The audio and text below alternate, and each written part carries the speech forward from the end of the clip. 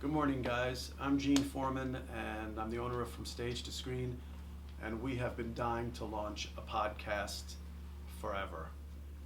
And we thought this is the time to do it, and who better with than STS alum, working actor, acting coach, self-tape specialist, workshop specialist, Mr. Matt Henningsen. Hi. So Matt went to Stage to Screen, and then he continued with the arts and went to college for it. Where'd you go to college? SUNY Cortland, upstate New York. Represent. What made you pick that school?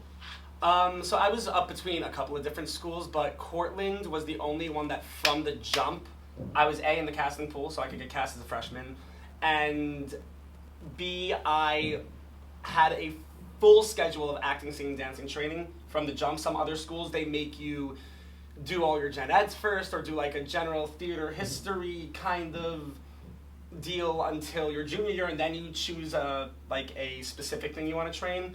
And I just felt that at that time I needed to really dive in for everything. So Cortland was more of a conservatory type environment? Yes, very, very conservatory based. Even though it wasn't a conservatory, it was a BA at the time. They now have a BFA, but it was very, very conservatory type training. So we're going to upload this to YouTube for anyone that wants to watch for educational purposes. Can you tell me the difference between a conservatory and a BA, or a BFA and a BA? Yes, so a conservatory, to start, is basically you have your major, you have your focus, and that's all you do. It's not as much focused on any general education like your maths, your sciences, your histories. If you're going for a conservatory in musical theater, you're just doing musical theater training, stuff like that. And it's very much it's almost its own pocket of the college that you kind of are in that the whole time. And there's not as much interaction with other areas, but it's much more intense training. BA is Bachelor of Arts, and that's more so gives you an even smattering of stuff. Like I had to take, getting my BA, my history, I had to take my math, I had to take my science, all that stuff. We have to take a language alongside whatever the curriculum for your major is. Now again, Cortland was very intense itself, so it was just a heavy workload.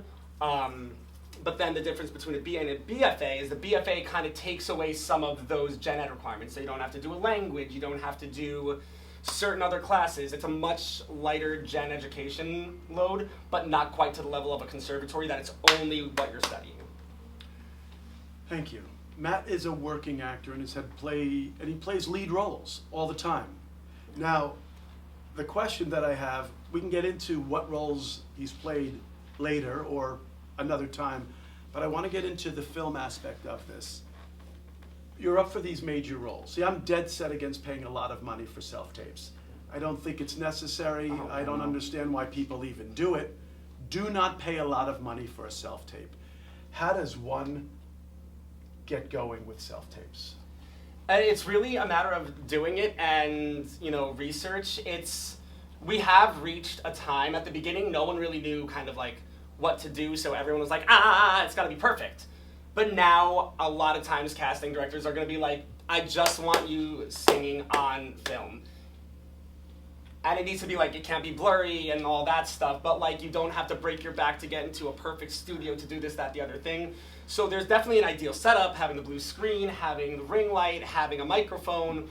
That's just going to increase your odds of getting seen in a better light and getting cast.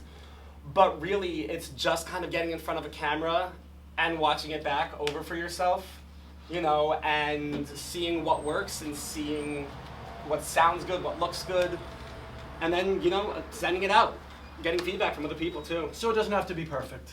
It doesn't have to be perfect, and that's huge because the difference between self-tapes and live auditions is we don't have a second chance in live auditions 99% of the time. You go in, you do it. If you crack, you crack. If you forget your lines, you forget your lines. If you blow it away, you blow it away. Great. And you leave it behind. But self-tapes, you can get caught in a cycle of, I could do this better. I could do this better. I could do this better. And then you're spending 9 hours doing self-tapes. And then you lose energy, you lose intention, you lose focus. So I like to stick to a 3-take rule. You practice in the days before, then you do 3 takes, and that's it. You put it away. Now you also coach. Yes.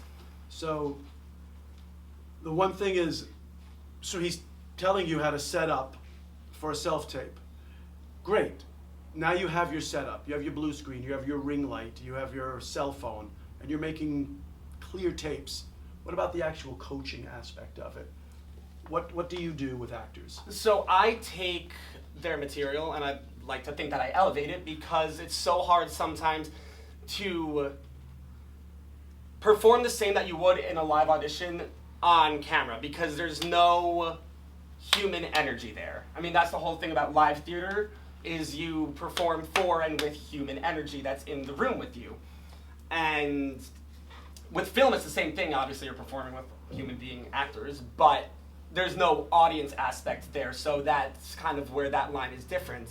So I kind of try to be an energy in the room, or even over the Zoom or whatever, that can help kind of play off of what you're doing, and always having an outside eye to be like, okay, this is where you can, like, put another beat in, or change your tactic, or do this with your emotion, you know. I have a lot of training, so I'd like to be able to give that to other actors that maybe don't have the training, but, you know, even I look back on my tapes sometimes, and I'm like, oh, that's great, and I send it to someone, they're like, oh, what if you did this, this, this, and this, and I'm like, oh, I didn't even see that, because it's, you know, it's completely objective. You're too in there. You Yeah. You can't be objective about your own performance. Exactly. What are your thoughts on readers? Like if you have a scene, if it's not just a monologue that you're doing, like if it's actually for a part. And I know singing is one thing. What if you're reading for a part? What role does the reader play? The reader, I go back and forth on this. I think it really depends on the casting director. I think there are a lot of varying opinions on that, as I've seen. I usually like to get someone that I could see playing the role that's reading because it helps me as an actor engage in the scene. That I understand. So, you know, if it's a romantic opposite, I would get someone that I would probably play romantic opposites with. If it's like my best friend, I'm gonna get John to do it, you know? But like, the reality is sometimes you can't do that, so sometimes you just end up reading with whoever, and at that point, I just choose a good actor because I know that acting is reacting, so they have to give you the right line delivery, you know, for you to be able to give your correct line delivery. What if you're in a situation where you can't find a reader? And it's I'm sure I've even gotten this where there's a request for a self-tape and they want it quickly. Yeah. And there's a reader involved and you got to turn it over quickly. How do you handle that if you can't find someone? I haven't had that specific thing yet because I just go to any and everybody. Gotcha. To read. I have a core group of friends that 9 times out of 10, one of them's available to hop on a call really quick. You know, and if it's not them, it's my roommates. If it's not them, it's old castmates. So when you say hop on a call, they don't necessarily have to be there to read with you. Right, no, Can you explain how that works? So that's a little bit of trial and error. It's as easy as they hop on FaceTime, hop on a phone. You just place the phone where you can hear them on the video, and then you do it. That's a little more difficult because, again, it's just a voice you're playing to, but, you know, with substantial acting technique and experience, I mean, that's the whole thing of a monologue. You're not speaking to anyone in a self-tape, you know, physically. Okay. There you have it. Self-tapes with Matt Henningsen. Yeah. Peace and love, everybody. Have a great day.